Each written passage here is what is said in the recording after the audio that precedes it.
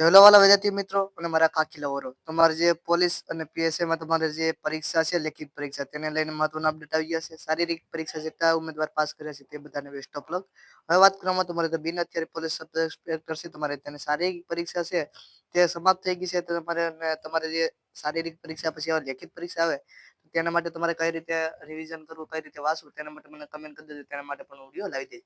જો આ તમારા શારીરિક કસોટીમાં તમે ઉત્તીર્ણ થયેલા ઉમેદવારનો લેખિત પરીક્ષા છે તે આપણે જે અત્યારે અંદાજિત છે તમારા માર્ચના તમારે જે 2025 માર્ચના છેલ્લા હપ્તામાં તમારે અથવા એપ્રિલના પહેલા હપ્તામાં યોજાઈ શકે તેવી સંભાવના છે. જે આ અંગે તમામ ઉમેદવારોને ધ્યાન લેવું.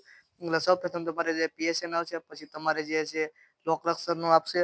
આ રીતે એક્ઝામ આવશે એટલે જે લોકો જે ગ્રાઉન્ડ પાસ થઈ ગયા છે તે લોકો પીએસએન ઉમેદવાર છે તે લોકો હવે તમારે માર્ચ નહીં તો તમારી એપ્રિલમાં તમારે જે છે તે પહેલા તે બીજા હપ્તામાં યોજાઈ શકે છે તેવો અંદાજ છે તે આવી રહ્યો છે. તો ખાસ કરીને તૈયારી રાખે.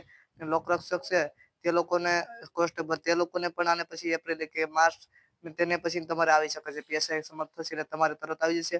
તારીખમાં તમારે કઈ આગળ પાછળ થશે એટલે તૈયારી વહેલી તકે રાખવી. તમારે થોડીક મહેનત વધારે કરી લેવી, કેમ કે તારીખ કઈ રીતે તમારે આવે લેખિત પરીક્ષા એનું કઈ નક્કી ન હોય.